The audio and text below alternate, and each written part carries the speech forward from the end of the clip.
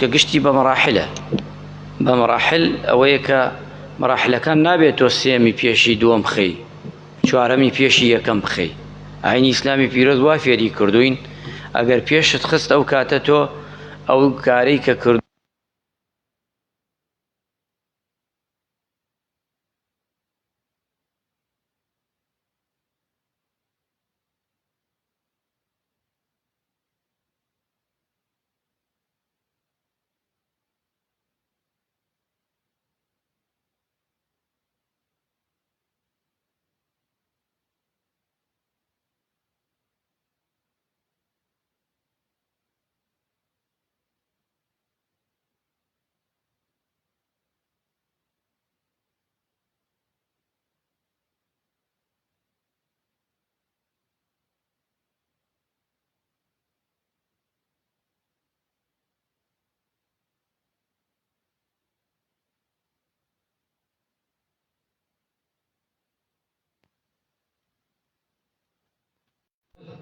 ئەگە عەزیمەتش هەبوو نەتکرد و بەردەوام بووی ئەو شتە پیرۆز، بەڵام نابێتەوە کەچێکی ڕەفس بکەی. خودای گەورە بە پێغەمبەرەکەی عەلەیهی سەڵات وەسەلام کە دەفەرمێت إن الله يحب أن يؤتى رخصه كما يكره أن يؤتى معصيته. ئەفەرمێت پێغەمبەرەکەی صلی الله عليه وسلم خوای گەورە پێی خۆشە ئەو شتانەی کە ڕخسەتی داوە ڕخسەتەکەی خوا وەرگرت قبولی بکەن. ئەو شتانەی کە ڕخسەتی خوای تایە یعنی وەریبگرن پێی خۆشە خوایان جەل جەلالوه. و ئەفەرمێتش هەر چۆن پێی ناخۆشە کە ئینسان کە سنووری خوا ببەزێنێ. کاتێ مرۆڤێک سنووری خوا دەبەزێنێ کە خوا زۆر پێی ناخۆشە کە ڕاحەتێ لەگەڵ ئینسانە. ئەو مرۆڤە کە پێی ناخۆشە ئەو شتەی کردووە کە لە سنووری خوای جەل جەلالوه دەرچووە تایدا. طبعا ڕۆژوگرتن فەرزە و واجبە، بەڵام ئینسان کە نەیتوانی لە ئاەتەکانە جوان و شیرین باسی کردووە. يا أيها الذين آمنوا كتب عليكم الصيام كما كتب على الذين من قبلكم لعلكم تتقون أياما معدودات. شن روجة فما جاء شيء تسير آياتكان تر فمن كان منكم مريضا أو على سفر فعدة من أيام أخرى. هاي يكسر هموي لقل أوايا دوای بیری توجهی نک ولا فدیه چه نک باش کم بیدم روزه کم نخورده. اما ناره کسی بتوانی روزو بگه لخلالی سالک ام رمضان روزی نک و خلالی سالی کی تر بتوانی روزو بگه همو پاری دنیا بدات فدیه او نقول ماله جی یک روزی و نگرد ابی بگه إلا کسی که نتوانی استباسه کی چند بشه که او شانه جور. یەکەمیان نەخۆشی کە ئینسان نەخۆشەکانش جۆر جۆر ئەوانەیە بنە عوزر بۆ ڕۆژوو کە نەتوانێت. یەکێ لەوانە نەخۆشی کە نەخۆش بێ مرۆڤە نەتوانێت کەچی بکا ڕۆژوو بگرێ ئەو کاتە عوزرێکی مەقبولی. نەخۆشیمانشێ دوونەوە، هەمانە کاتیە هەمانە درێژخایە. کاتێکە بە هیچ شێوەیە نابێت فدیە بدات، کاتێکە بە هیچ شێوەیە نابێت فدیە بدات چونکە مەجالی هەیە ببوویێت. دۆمیان درێژخایەکە ئەو درێژخایەنە بە تەئکید درێژخایەن بێت نەک بە قسەی خۆی و عەقڵی خۆی درێژخایەن ئەبێ حەدێکی وەسەط دکتۆرێکی خوا لەخوا ترس بەینی خۆی و خوا ئەم بەندەیە پاکاتەوە بەڵێ ئەم نەخۆشیە بگرێت ڕۆژوو بگرێت زەرەر لەم مرۆڤەدا ئەو کاتە پێی دەڵێ. و دکتۆرش پێی بڵێ بەڵێ تۆ ناتوانی ڕۆژوو بگری ئەبەدەن ڕۆژوو بگری زەرەر بێت. ئەو کاتە دەی حوکمی دووەم وەرەگری. حوکمی یەکەم وەرناگرین کەفارەتەکەی یەکەم، بەڵام یەکەم ڕۆژوەکە دەگرێتەوە. کەواتە یەکەمیان کاتیە. کابرا سەرەکەی ژنەکەی هەر کە نسەی ژانەکە بەخوا ژنەکەم دوو گیانە ئەی با دوو گیان دوو جارێکی قرار چیە دێت دوو جارە با مناڵەکەی بێت دوای مناڵەکەی بوزان ئەم ژنە مافرەتە ئەتوانێ ڕۆژوو بگرێت دەبا ڕۆژێ بیگرێت ئەگەر نەیتوانی دوای قسەی دەکەیت دوای جارە بیدایە بسمیللا ناخوا جارێکی نەکرد وەڵاکاکە من فدیەکی نەکە فدیەکی چۆنە بشت ئەمە نابێت. خۆگە فدیە بێ بشتمان فدیە دەین و ڕۆژی نابێت بخەوە نەیسراحەتی خۆشە ڕۆژی سێدان ڕۆژی دەهدان شد ئەگەر بۆ بۆی نابێت ئەمانە زۆر جار ئەبینم زۆر متەساهل هەر تێژە فدیەکەی بدەن مامۆستا وەرە مامۆستا فدیەکەم داوە فدیەکەمیش داوە پرسی نەکردن فدیەکەیشی داوە تەواوی شد دوای دێتەوە بەلای ئێمە گرێکی بینەی بۆ بوو لە ڕۆژە ناوکان و دوینە ئاەتی ئیسلام و شتانە ئەمانە خەتەرە دووەمیان ڕێبوار و کەشتیار کابرا مسافرە أياما معدودات فمن كان منكم مريضا أو على سفر فعدة من أيام أخرى أو كسيك لسفر أو كجيت أو كسيجي كنخوش نخوش كمان بس السفر كان سفر السفر مشقي يعني يستمنى شنبو كلام سفر نية سفر مشقات هشتاو 3 كيلومتر ببرد أمره لدواي أو بوي هي روجو تشيكا بۆیە ڕۆژوو نەگرێت و ئەتوانێت ڕۆژووش بگرێت ئێستا هەیە زۆر جار هێز سەفەرت کرد ڕۆژوو مەگرت ئەمە غەڵەت پێم حەدیثی مبارەکی پێغەمبەرمانەیە صلی الله علیه وسلم حەدیثەکەمان مسلم حەمزەی کوڕی عەمری ئەسلەمی ئەفەرمێ پرسیارم کرد لە رسول الله صلی الله علیه وسلم فەرموو ئەی پێغەمبەری خوا صلی الله علیه وسلم هل عليه من الجناح فقال رسول الله صلى الله عليه وسلم فرموي أي پیغمبر إخبار صلى الله عليه وسلم من أتوانم كسفرك تأكيد لسفرك ما هيز قوتك ما أتوانم سفر بكم أتوان روجيش بكم أتوان روجكم بكم أما بس يعني أم جاء فرمي پیغمبر إخبار صلى الله عليه وسلم هي رخصة من الله فمن أخذ بها فحسن وفرمي ومن أحب أن يصوم فلا جناح عليه أما رخصة إخوائي لسفر أبوتي روجون بري أجا رخصة إخوائي ورقريش يشاكو جوان وشنين تكردوان بلام أجا بجواني روجك تشكري لسفر كتا إيشيت يعني وأسعي أمين أنا جوابي في غمرة صلى الله عليه وسلم بأيما يعني كسك سفري الشرط نية همو مسافري إلى روجون بري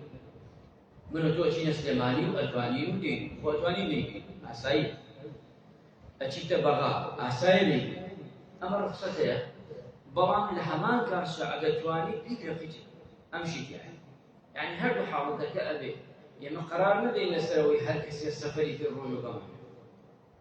يكسب ريالي بوكي أما يبيجي بيجي السفرك عقدواني نيجي باش أقدر رخصتي خواشية أدوانيش نيجي بكر هر كاملي بكاي هر كاملي بكاي في وزن في رمضان صلى الله عليه وسلم بن صحابة وايفر كواتال السفر دا أجينا خالي سيهم بيرو تمن يعني قولة تمن بيجي جاوا قولة كان بابد لمن أمجا خداي قولة فرمي للسيهم يعني مصيح حالة وعلى الذين يطيقون فدية طعام مسكين ليه قالوا كيف تمنى ناتواني ڕۆژوو کرێ نەخۆشی بەتەمەنە چۆتە تەمەنەوە ناتوانێ ڕۆژوو کرێ کە ڕۆژوو کرێ تەسیب کرد ئەمە لێرە چیەکەی ئەمە فدیە فدیەی بۆ ئەدەن ابن عباس رضی الله عنه خۆی لێبێ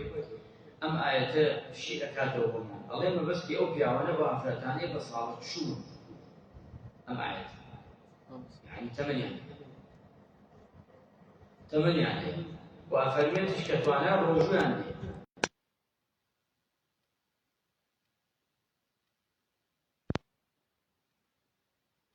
یا ڕەمەزان دیتون ئەمە شتێکی درێژخایەنە وەک نەخۆشە درێژخایەنەکان ئەو مرۆڤە نایگرێت وتەیەکی جوانیان وتووە پیاوچاکان فەرموویانە خۆت بپارێزە لەوەی کە تەندروستی بمێنێتەوە با خەڵکیش بە ترسنەوە بە خەڵەبەت بدە زۆر جار ئێمە عینادیەکەین شتێک بۆمان خراپ ئەرەی خۆی لەبەرەوەی خەڵکی پێمان نەیژە فڵان فیسان وەڵام کابرا ناوێت بخوات کابرا کێچەکەی فولە لە چۆوی ئەڕوانە کە خۆڵی لێڵەکە لێ بخوات ئەژێ چۆنە پێم بچوون بە دەعوەتێ لەگەڵ خەڵکانە تۆ ئەمە خۆ کوشتنە تۆ قەرارە داوە خۆت بکوژی نەخۆشیەتری دکتۆر پێڵێ ئەمە مەخۆ ئەمە خراپە ئەو هەرێ خوا دوژی پێ ئەژێ خوا کەریمە خوا چی بزیێرەوە ئەمە کەی تەوەکل لەسەر خوایە کابراکە خزمەتی پێغەمبەری خوا صلی الله علیه و شتەکەی نەبەستەوە وتی پێغەمبەری خوا فەرمووتی ئەو بۆ شتەکە نەبەستەوە وتی تەوەکل بەسەر ئەوتی بڕۆ بیبەسەوە ئەمجا تەوەکل دەی تۆش کاکە بە قسەی دکتۆر تۆ ئەمجا تەوەکل نەک تۆ هەرچی بێبی خۆی بێژی کوڕە خواکەین خزلەرەگەی زۆر جار ئێمە ئەمە مڕاعات ناکەین بە تایبەتی لە شوێنی پشتەکان یان بە تایبەتی لە شوێنی ئەو شوێنانەی کە خەڵک بانی بۆ دەکرێت ئەو شتانە بایەخی پێ نادەین یان گرنگی پێ نادەین ئەچینە حاڵەتی چوارەممان ئافرەتی دووگیان و شیردەر ئەمش حکمێکی تری خۆی هەیە تایبەت پێغەمبەرجانە فەرمی عەلەیهی الصلاة والسلام إن الله وضع على المسافر شطر الصلاة خوای گەورە لەسەر مسافر دایناوە نوێژەکانی چی بکە نیوە کاتەوە کورتی کاتەوە وعن المسافر وأوشي كشي أو مسافر والحامل والمرضع الصوم أو الصيام كما قال صلى الله عليه وسلم أفل من الحديث الصحيح هذا هاتوا ابن ماجه إمام أحمد والنسائي أبو داود صحيح الألباني يتل لهم سنة كان زور جالش فرشنا في الحديث مشهور الحديث وأتى نيش لا سفرتا كنت كريته وعافەتی دووگیان شی دەرج ئافرەتێکی دووگیان شی دەربێ ئەگەر لەبەر خۆی نەیگرێت لەبەر خاتری خۆی بترسێ لە تەندروستی خۆی دووگیان بێت ئەمە دوایی بەس ڕۆژەکە ئەگرێت بۆ خۆی ئەگەر لەبەر خاتر مناڵەکەی بێ ئەو کاتە ئەبێ بیگرێتەوە وەفدیەکەیشی بدە هەربێت چونکە لەبەر خاتر نەشتێکی تر نفسی خۆی کەواتە ئەم دوانە هەیە ئەمە دوو حکمی جیاوازە هەندێک عولەماش تەخفیفیان کردووە ئەڵێن ئەتوانێت یەکێکش بدە بۆ هەرگیان دەبێت ئەوەیان شتووە کەواتە ئینسان بزانێت بەڵام ئەم ئافرەتە دووگیانە ئەبێ بۆمان دەرکەوێت 100% ڕۆژوو بگرێت بۆی خراپ ئەم جایەژی ڕۆژوو نەکەێت نەک هەر ئافرەتێت دووگیان بوو ئیتر ڕۆژوو نەکەێت شتیوانی نای ئیسلامی پیرۆزانێت یان هەر ئافرەتێ شیر بدا ناشتوشخوانەویسە ئافرەت چی نادە هەر ئافرەتێ شیر بدا ئەو شێکێکە لە هەرە تاوانی ئافرەتانی کن بەرامبەر لە قورئانە وتێتی ئافرەت ئەبێتە 2 ساڵ شیر بدا یەکێ لە تاوانە گەورەکانی ئافرەتە لە کاتی خۆی داباسی دەکەین شان لە 2 ساڵ شیر بدا ئیسا ئافرەت لەبەری وڵای کاکە شیر نادەم و نازان چیە بێ و چیە بێ و چیە بێ تفری گوێ نادەم ئیسا ناشوی خوانە نەماوە شیدەش بە قوتێ وەڵام قوتێکەش حساب بەکەن بۆ خۆیان ناکرێتن بەس بۆی فدیە بێت ئەمش ناکرێت چونکە لەمانە ناوێت تەخفیف بکەین چونکە تەخفیف بکەین گوناحبارە بین مقابلەکە دوای فەرزێکی لەسەر ئەچێ و لە قیامەت شەق هەزاری خوا بێت کابرا هاتە خزمەتی پێغەمبەری خوا صلی الله علیه و سلم وتی باوکەیان دایکە مردبوو وتیان لە ڕەمەزانە مردووە ئەی پێغەمبەری خوا چەند ڕۆژێکی ماوە ئایا ڕۆژەکەی بۆ بڕینەوە وتی لە قەرزی خوا ئەولاترێ كبيدنا يعني رجل بورنا ممنع كانت أي شيء جاء خوي مالي كم تخميت كواتا أنا حالتي كترمانة آفت كدكوت السور إيمان حيث النفاس أما كدكوت إنتاج عائشة فإن رضا رحمة خوي لبيت كنا نحيض على عهد رسول الله صلى الله عليه وسلم نؤمر بقضاء الصوم ولا نؤمر بقضاء الصلاة كوت عفرت كوت سور إماما كوت حيض الرجوع بقضاء كاتب فتوايا كيلا أو كتابة كان قيل زور هندي عفرتي هندي ملايا باسيكا نازاني لو بروچن الزبدية نابي ناو ما مستعي أيدي نابي ناو كتاب هاتشي باسي چونك خلق القوزيل وبابتي فيتر زور جاروتيانا كيل عالمك لعالم برزكات بەڵام ئەمە مەرجوح تۆ بێژی وەڵا کاکە ڕۆژوو لە مانگی ڕەمەزانە بوو لە بڕەوەی ئەگەر دووگیان دووبارە توانێت نەیگرێتەوە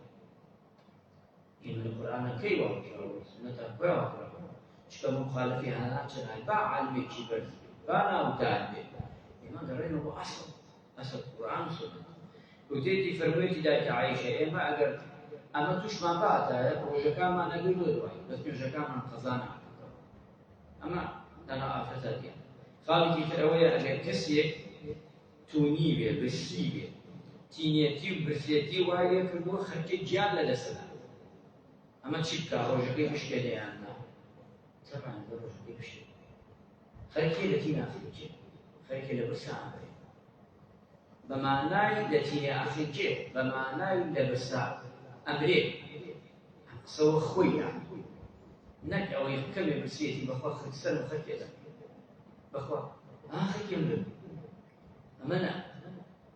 ئەمە نەکەمانە بدۆزینەوە بۆ خۆمان خوا هەموو شتێک وینێ لە تەحوتە بکە ئاسمان لەمانە ئەبێ خۆت فتوا بۆ خۆت بدەیت خۆت مفتیبی تۆ زانی زۆر پەریشانی تەواو تێ بچووە ئێستا ئەگەر ڕۆژی نەشکێنی یەخسەر حواڵەی تەواوی دەکەن ئەوە تێتەوە بەلەوەی حواڵەتەکە بیشتێن بدبن بەڵام تۆ کەمێ شوێنێک بشی بێژێنە ئەمە نابێ شێوازی شێوازی ترمانەیە فەرمێ ئەگەر ڕۆژوو ئەو کەسانەی کە ئەترسن لەوەی کە ڕۆژەکان بە شێوەیەک خەڵکەکەی بە ڕۆژوو هەڕەشەی بێنن ئەگەر هەڕەشێک ڕۆژەکەی نەشکێنەی کوشت وا بشکێن ئەگەر ڕۆژەکەی نەشکێنێ دەستدرێژی بکەنە سەری ئەمە ئەم حاڵەتانە دروستە هەمووی بشکێن یان ئەدگرن بە زۆر ئاوەکە لە خۆرتە تۆش جوان دەکەرەوە پشتی با بخۆرەوە هینیانی نەکەیتەوە چونکە بیتێت توژن چکە ئەو کاتە چێ هیچی لەسەر پێغەمبەر گیانە فەرمی عەلەیهی سەڵاتو وەسەلام إن الله تجاوز عن أمتي الخطأ والنسيان وما اشتكرها عليه حشتي زۆرە ملە بوو زۆرە ملە هیچ مالەسەر ئیسای من نوێژێک ئەگەر بێن شەو بە زۆر لە مزگەوت دەرمان بکەن بە زۆر دەرمان بکەن کە چی بکەین خۆمان بدەین لە کوشتی یان سونەتەکە نەکەین سونەتەکە ناکەین بۆ خۆمان نادەین لە کوشتە بە سونەت ئەمە قەسدی ئەوەیە خێری سونەتەکەمان دەستکەوتووە تەڕاکەکەمان وەک ئەوەیە کە کردوتە هیچ فەرقی چکە بە زۆرە ملە دەرکراوی لەو شوێنە کە تۆ نوێژان ئەمە شەرع پێمانەوە خوای گەورە سێشتی هەڵ بردووە لەسەر مردەکەی خەتا هەموو شتێک بە هەڵە بیکەی خوا لێت خۆشە بێ ئینشاءڵڵا تەوبەی لێ بکە و بەسوود یەکێکی تر لەوانە ئینسیان لە فکر دەچێت شتی لە بیرچوونەوە کردوتە نەزانی یەکێک شێوەیە زۆرە ملە زۆری لێ ئەمەش هەنیە خاڵێکی ترمان لەوانەیە ئەو کەسانەی بۆ ڕزگارکردنی گیانی کەسێکی تر بۆ توێ ڕۆژ و پشکێنی بەڵێ بۆ دێت ئەچینەست بۆ نمونە دەرچوویتە دەرەوە هان بە ڕۆژ و سێ کەسن لە ئاوێ لە ڕووبارێ یەکی خەرکی خینکی هان بە ڕۆژ و پشتان لەناو ئاوەکە خەرکی خینکی تۆش ئەتوانی فریایی بکەیت بەڵام تاقەتت نییە و هێزت نییە بەڵام ئەگەر ڕۆژەکەت بشکێنی ئەتوانی ئەم مرۆڤە لەو ئاوە دەرکەیت بەڵێ جایزە و دروستە بێ و ڕۆژۆ بشکێنیت واجبی شەرعیە بشکێنی بۆی گیانی ئەم مرۆڤە ڕزگارکەیت ئەچیتە دەرەوە خانەیەکە خەرکی ئەڕوخێ پێویستە کات تۆ ڕۆژەکەت بشکێنی یارمەتی ئەو ماڵەت دەیت ئەو مناڵێ لەو خانەیە دەرکەیت ئەگەر ڕۆژەکەت بشکێنی لە نوێژان برایەک بە تەکتەوە کەوت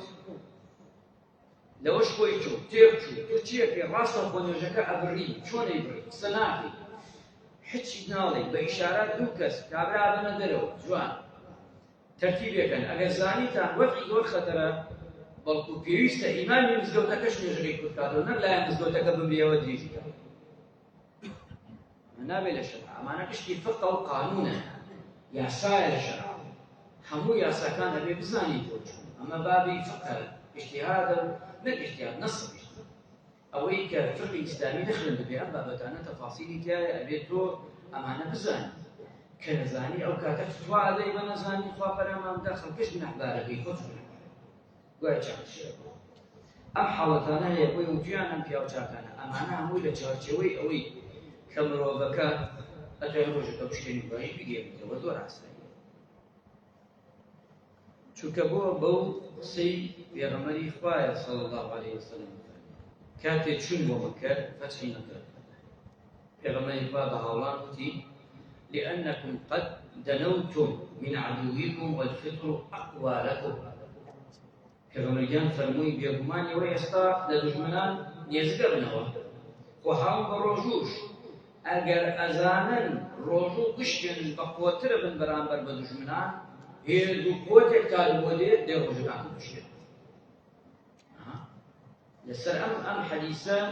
قاعیدەیەکی زۆریان داناوە بۆ عولەمایان فەرموویان هەموویان